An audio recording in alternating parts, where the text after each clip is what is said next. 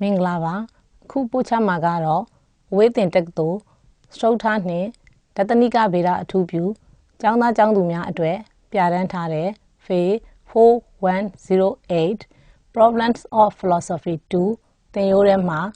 Chapter 3 Thingaza Pite, The Problems of Human Nature, Thingaza Ye, Abindo, Human Nature in Theravada Buddhist Thought, to the Problems of Human Nature Sure, Thingaza Jamyabe, Pipare. The Thingaza Ye, Abindine, Abindema, and now die, a drake of Binashimiane, the drake of Binashindoha, do the Bawane Petade, Petanago, fishing a jabare. Dabime, Turoe Aminiha, Jena Loudwe, Long Loud De, a Piri, Mahokevao. Do the Bawane Petade, Petanago, fishing jabo, Jena Loud De, Long Loud De, a Piri Yabu, so you know. Do the Wawa Aboma, Nientare, Bodai Aminigole, Lilabo, Loabare. Tajao, Didabe, a bind over, Nabodai Aminigo, Sele, Pochapima, Pipare. Gamma theory. But Amazonine, Luther one better day, Petana abo, Bodai Amunigo, Mabiogin, can ye a Joundia theory go, the Yinzo, Shimbajamare. Realizing the true nature of reality or enlightenment is the key baju. Lokaji, a same man the word of our goda, Tishi, Nale Domesoin, Daha, Kaumyachin de Yaye, Diga Achepe, Pite. The concept of man can be studied in Buddhist Gamma theory and the theory of Four Noble Truths. Ludari Dali, Nabodaye, Kankaye Jandia theory ne, this are Liva Diarogo, Lila Tishinaima, Pite. Buddhist philosophy explained the origin, nature, and meaning of man from the realistic point of view. Nabodaye, Adwe Koreha, Lurie, Mula Asa. The Bawane, Ludari Davidogo, a sick man, Shudangani Biroma, Shimpiana Mare. Buddhist theory of human nature is very different from the other theories. Nabodaye, Luda the Bawa theory, Chado, theory Medu, Chana Vare. According to the Gamma theory,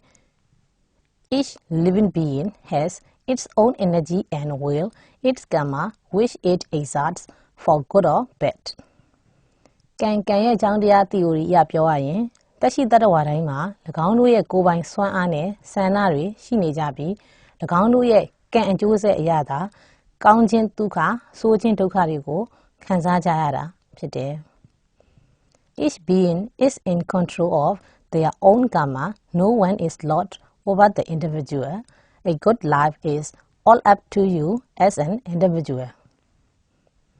Tashi Tadawaraiha, Turuye, Kuran Pumugere, Candiaye, Tencho Tamu Ama, Shinibi, the deep Bokala the water Jolonide, the Goshin, a Shinta Kinsura, Mashivau. The law of Karma, the law of cause and effect, good or bad karma, lead to good or bad effects in this life and the next.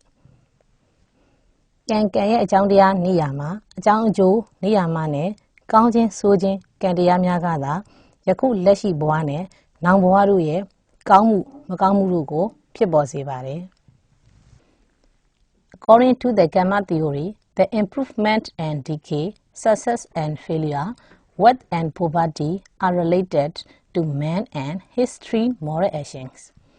Can ye a Jandia theory yapioayin, Totemune, Piasimu, Aumimune, Jashomu, Chanamune, Siamuruha, Lune, Tuye Kojindia Saya, Apumu Domune, Sasanivare. The three moral actions are physical, mental, and verbal actions. Dilu, Kojindia Saya, Apumurigaro, Kayegan, Wasigane, Manoganurine, Pumutajara, Pite. These three actions are called Gamma and it determines the human life. Di Kojindia Saya, Pumurigo, can a Jandia Mialo, Konaibido, Dilu Candia Jamiagada Lay, Luya Boago, Songpia Benida, Pipare. Gamma means action. The human life is connected with the 3 points in time, the past, the present, and the future. Karma also is related with these. ကံဆိုတာအလုပ်ပါတနည်းအားဖြင့်ပြောရရင်တော့လူတွေပြုမှုလုပ်ကင်လိုက်တဲ့အပြုမှုတွေပဲဖြစ်တယ်လူဘဝဟာအတိတ်ပြစ္ဆုတ်ပံအနာဂတ်ဆိုတဲ့ကာလသုံးခုနဲ့လည်းဆက်ဆက်နေပါတယ်လူရဲ့ကံတရားဟာလည်းပဲဒီအရာတွေနဲ့ဆက်နွယ်နေတာတွေ့နိုင်ပါတယ် Moreover, Sedana means the main cause of every action, bodily or verbal or mental, which may be good or evil. Sedana is the motivating force for the mind. ဒါအပြင်စေတနာဆိုတာကောင်းခြင်းဆိုးခြင်းများကိုဖြစ်ပေါ်လာစေတဲ့ကာယကံဝစီကံမနောကံသုံးပါးတို့နဲ့ပြုမှုလိုက်တဲ့အပြုအမူတိုင်းရဲ့အဓိကအကြောင်းတရားဟာစေတနာဖြစ်တယ်စေတနာဆိုတာစိတ်ကိုလှုံ့ဆော်မှုပေးနိုင်တဲ့အင်အားတစ်ရပ်လို့လည်းပြောနိုင်ပါတယ် Karma arises depending on the driving force of Sedana. The greater the Sedana, the stronger the karma. ကံဆိုတာစေတနာရဲ့စစ်စော်နိုင်မှုအပေါ်မှာတည်မြဲနေပါတယ်စေတနာအားကောင်းလေလေကံအကြောင်းတရားဖြစ်ပေါ်လာမှုလည်းအားကောင်းလေလေဖြစ်ပါတယ်စေတနာ is of three kinds ပုဗ္ဗစေတနာမုံစစေတနာ and ပရစေတနာပုဗ္ဗစေတနာ exerts the initial force to perform the action စေတနာမှာလည်းအမျိုးအစားအပြင်၃မျိုးရှိပါတယ်အဲ့ဒီစေတနာ၃နဲ့ကတော့ပုဗ္ဗစေတနာမုံစစေတနာနဲ့ပရစေတနာတို့ပဲဖြစ်ကြတယ်အပြုမှုတစ်ခုပြုမှုဖြစ်လိုက်နိုင်ဖို့အစပြိုးစေးစော်မှုပေးနေတဲ့စေတနာကတော့ပုဗ္ဗစေတနာဖြစ်တယ်မုံစစေတနာ is a force involved while performing the action and ပရစေတနာ continues to exert the force after performing the actionမုံစစေတနာကတော့အပြုမှုတစ်ခုပြုမှုနေတဲ့အခိုက်မှာ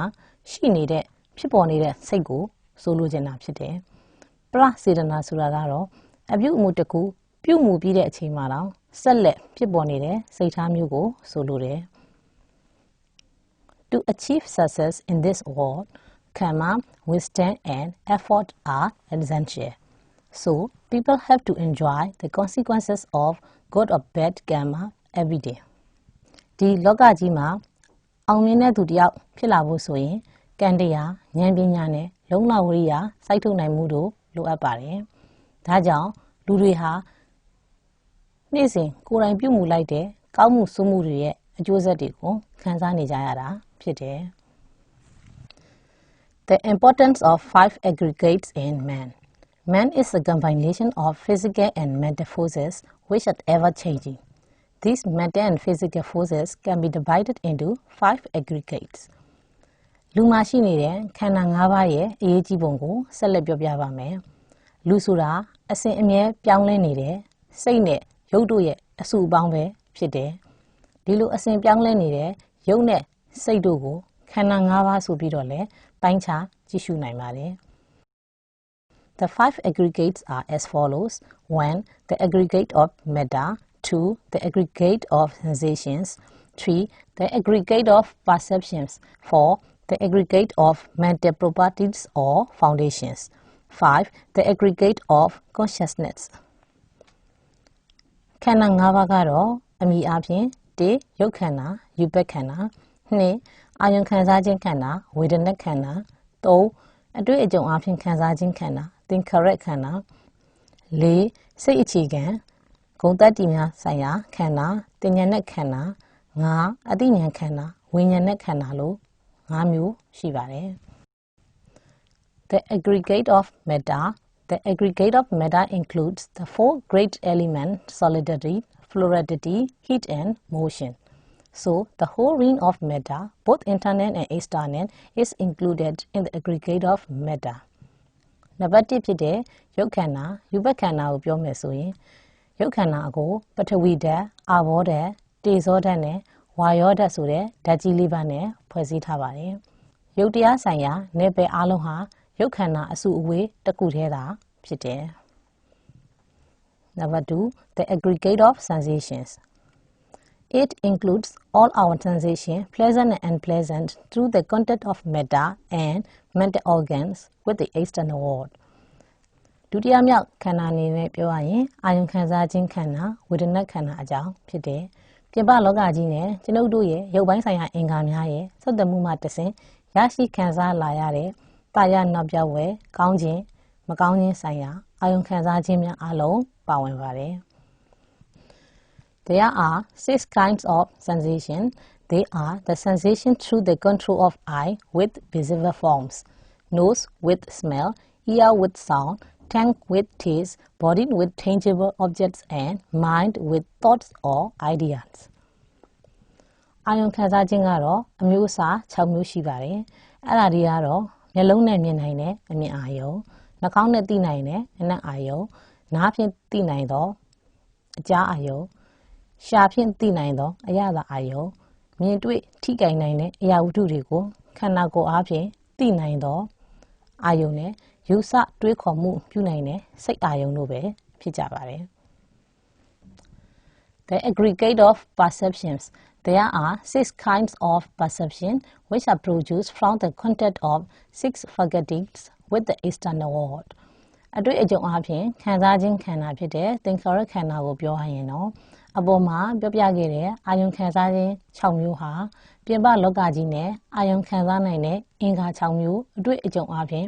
ဆက်ထိတွေ့ရမှာပေါ်ပေါက်လာတာကိုခံစားခြင်းကိုအတွေ့အကြုံအပြင်ခံစားခြင်းအစုအပေါင်းသင်္ခါရခန္ဓာလို့ခေါ်ပါတယ်။ Number 4. The aggregate of mental properties or foundations. Just like sensation and perception, volition is of 6 kinds. All volitional activities, both good and bad, are included in this group. လေးခုမြောက်ခန္ဓာအနေနဲ့ပြောရရင်စိတ်ရဲ့အခြေခံအရေးအသွေးတွေဖြစ်တဲ့ခန္ဓာလို့ပြောနိုင်ပါတယ်။သင်္ညာနဲ့ခန္ဓာလို့လည်းခေါ်ပါတယ်။အာယုံခံစားခြင်းအတွေ့အကြုံအပြင်ခံစားခြင်းတို့လိုပဲစိတ်အခြေခံဂုဏ်သတ္တိတစ်ခုဖြစ်တဲ့ကိုယ်ပိုင်လုပ်ကိုင်ဆုံးဖြတ်သောဆန္ဒဆိုတာဒီလည်းပဲအာယုံ6ပါးထဲမှာအပါအဝင်တစ်ခုဖြစ်တယ်။မိမိကိုယ်ပိုင်ဆုံးဖြတ်လုပ်ကိုင်လိုက်တဲ့ကောင်းမှုမကောင်းမှုများအလုံးဟာသင်္ညာနဲ့ခန္ဓာအာယုံတွေပဲဖြစ်တယ်။ But sensations and perceptions are not volitional actions. Karma is under this group.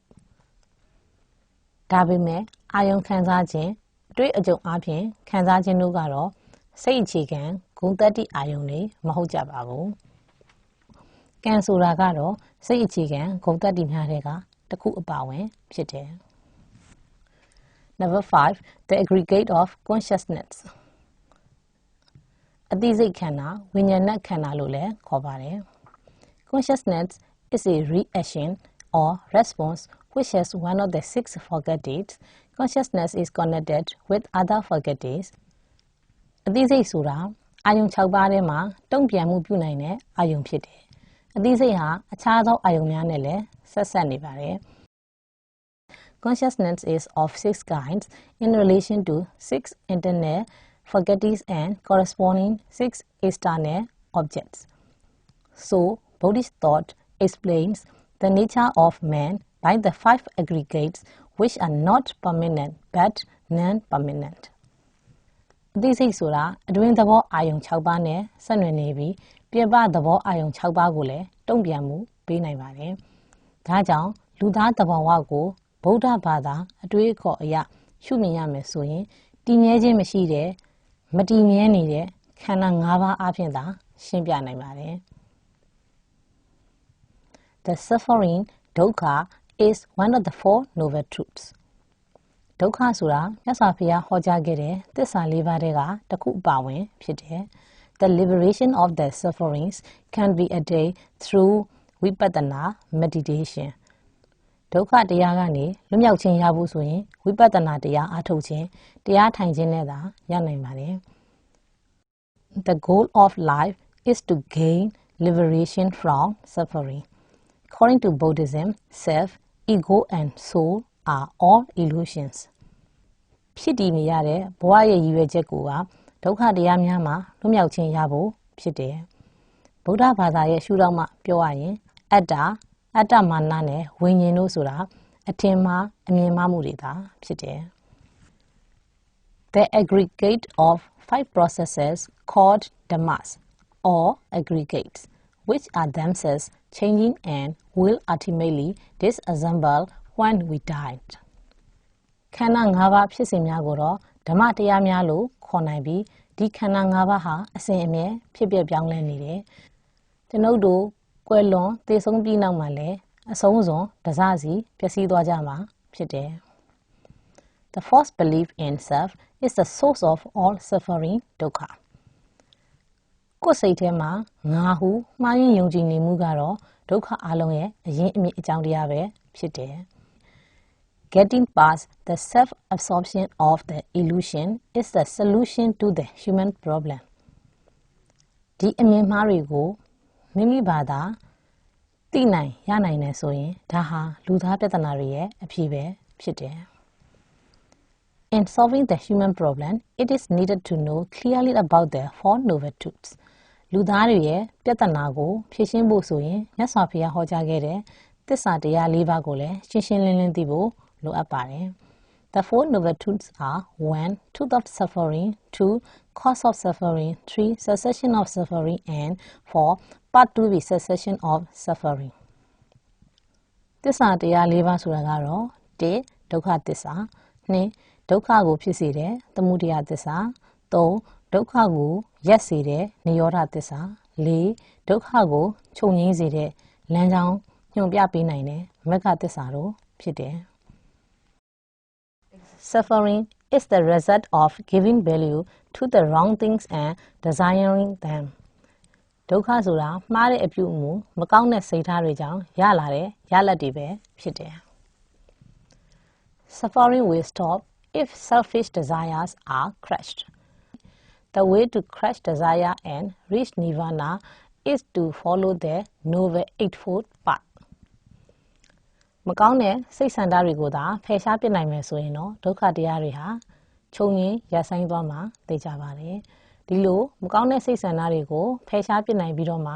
နိဗ္ဗာန်ကိုမျက်မှောက်ပြုနိုင်မှုဆိုရင်တော့မဂ်ခင်၈ပါးကိုလိုက်နာဖို့လိုအပ်ပါတယ်။ The Noble Eightfold Path မဂ်ခင်၈ပါးအကြောင်းကိုဆက်လက်ရှင်းပြပါမယ်။ Right knowledge, acceptance of the Four Noble Truths, which allows life to be looked at from the right knowledge ကောင်းစွာဉာဏ်ဖြင့်မြင်ခြင်းဒုက္ခအစဉ်အပေါင်းတို့မှာလွတ်မြောက်ရာလမ်းဖြစ်တဲ့မွန်မြတ်သောအကျင့်ကြံတို့ကိုကျင့်ကြံအားထုတ်မယ်ဆိုရင်ပထမဆုံးအဆင့်ကတော့ကောင်းမြတ်မှန်ကန်တဲ့ဉာဏ်အမြင်ကိုရရှိရမှာဖြစ်တယ် Right attitude, love and kindness are to be valued over selfishness. Right attitude ဆိုတဲ့ကောင်းစွာကြံစည်ခြင်းတမ္မာသင်္ကပ္ပလို့လည်းခေါ်ပါတယ်တမ္မာသင်္ကပ္ပရဲ့အဓိပ္ပာယ်ကတော့ခိုင်မာသောဆုံးဖြတ်ချက်တစ်ခုဖြစ်တယ်။ခိုင်မာသောဆုံးဖြတ်ချက်ဆိုတာကတော့သူတစ်ပါးအပေါ်မကောင်းသောစိတ်မွေးမြူခြင်းကိုစွန့်လွတ်ရန်နဲ့သူတစ်ပါးအားထိခိုက်နာကျင်စေသောအပြုအမူများကိုရှောင်ရှားရန်ဖြစ်တယ်။ Right speech. Speech is to be kind and helpful rather than boastful, gossiping, lying or tale-telling. Right speech ကောင်းစွာပြောဆိုခြင်းကောင်းစွာပြောဆိုခြင်းမှာတော့မူသားပြောဆိုခြင်းမှာရှောင်ကျဉ်ခြင်းယုံရင်းကြမ်းတမ်းသောစကားများကိုပြောဆိုခြင်းမှာရှောင်ကျဉ်ခြင်းဒိဗေကင်းမဲ့သောစကားများကိုရှောင်ကျဉ်ခြင်းသူတစ်ပါးအကျိုးဆုပ်ယုပ်စေမဲ့စကားများပြောဆိုခြင်းမှာရှောင်ကျဉ်ခြင်းတို့ပါဝင်ပါတယ် Right action. Think right thoughts and this will allow good to be done so overcoming evil. Right action လို့ခေါ်တဲ့ကောင်းစွာကျင့်ခြင်းကောင်းစွာကျင့်ခြင်းမှာတော့သူတစ်ပါးအသက်ကိုတပ်ဖြတ်ခြင်းမှာရှောင်ကျဉ်ခြင်းသူတစ်ပါးပစ္စည်းကိုခိုးယူခြင်းမှာရှောင်ကျဉ်ခြင်းသူတစ်ပါးသားမယားကိုဖျက်ဆီးခြင်းမှာရှောင်ကျဉ်ခြင်းတို့ပါဝင်ပါတယ် Right living employment is to be done that is useful to other people and done to the best of one's ability. Right living လို့ခေါ်တဲ့ကောင်းစွာအသက်မွေးခြင်းကတော့ကောင်းစွာအသက်မွေးမြူခြင်းဆိုတာကကောင်းမြတ်သောတန်ဋိဌာန်နဲ့ကောင်းသောအသက်မွေးဝမ်းကြောင်းကိုပြုလုပ်ခြင်းကိုဆိုလိုပါတယ် Right effort, love, thinking and concentration are to be developed rather than evil things and the Noble Eightfold Path is to be followed at the individual own pace. Right effort ကောင်းစွာအားထုတ်ခြင်းဆိုတာကတော့မိမိမှာရှိနေပြီးသားဖြစ်တဲ့စိတ်ထဲမှာစွဲကပ်နေတဲ့အမြင်မှားတွေ မကောင်းမှုများကိုတားဆီးဖယ်ရှားပစ်ဖို့နဲ့မိမိမှာမရသေးတဲ့ကောင်းမှုကုသိုလ်စိတ်များကိုပွားများအားထုတ်ရန်ဆိုလိုပါတယ်။ Right mindfulness, the desire for unnecessary things is to be avoided. Right mindfulness ကောင်းစွာအမှတ်ရခြင်းတနည်းအားဖြင့်ပြောရရင်ကောင်းစွာအောက်မေ့ခြင်းလို့လည်းဆိုပါတယ်။ကောင်းစွာအမှတ်ရခြင်းဆိုတာကတော့လောကမှာရှိသမျှသောအရာတို့ဟာပြောင်းလဲပျက်စီးကြတယ်မတည်မြဲကြပါဘူး။အနိစ္စသဘောပဲဖြစ်တယ်။အရာဝတ္ထုများကိုတွေ့တာမမောတဲ့စိတ်ကြောင့်ဖြစ်ပေါ်လာတဲ့တောကပူဆွေးမှုများကိုဖယ်ရှားကျော်လွှားထိန်းသိမ်းဖို့ဆိုတာကောင်းစွာအမှတ်ရခြင်းကောင်းစွာအောက်မေ့ခြင်းရှိဖို့လိုအပ်ပါတယ်။ Right concentration, the mind has to be controlled so that concentration on the important things in life can be learned. Right concentration ကောင်းစွာတည်ကြည်ခြင်းကောင်းစွာအမှတ်ရခြင်းကိုရရှိလာတဲ့အခါမှာတော့ကောင်းစွာတည်ကြည်ခြင်းဆိုတာဖြစ်တည်လာပါတယ်။အထက်မှာပြပြခဲ့တဲ့မဂ်ခင်တရား၈ပါးကိုအချင်းချင်းပြီးတော့တင်ပြရရင်တော့အနှစ်သာရသဘောအပြင်၃မျိုးသာပါဝင်ပါတယ်။၎င်းတို့ကတော့၁သီလ၂သမာဓိနဲ့၃ပညာတို့ပဲဖြစ်တယ်။ပညာနဲ့အကျင့်သီလတို့ဆိုတာခွဲခြားလို့မရနိုင်ပါဘူး။အကျင့်သီလမရှိလျင်ပြည့်စုံသောအသိပညာကိုမရရှိနိုင်ပြီ။အခုပို့ချခဲ့တာတွေကတော့ဝေးတင်တက္ကသိုလ်စတုထနဲ့ဒသနိကဗေဒကျောင်းသားကျောင်းသူများအတွက်ပြဋ္ဌာန်းထားတဲ့ Phil-4108 Problems of Philosophy 2 သင်ရိုးထဲမှာ Chapter-3 ဖြစ်တဲ့ The Problems of Human Nature ဆိုတဲ့သင်ခန်းစာရဲ့ Part-3 Human Nature in Theravada Buddhist Thought to the Problems of Human Nature ဆိုတဲ့ခေါင်းစဉ်ပဲဖြစ်တယ်။ကျောင်းသားကျောင်းသူများအနေနဲ့ရှေ့မှာတင်ပြခဲ့တဲ့အပိုင်း1အပိုင်း2ဒီနေ့တင်ပြခဲ့တဲ့အပိုင်း3အားလုံးကိုသေသေချာချာလေ့လာထားကြပါလို့မှာကြားချင်ပါတယ်။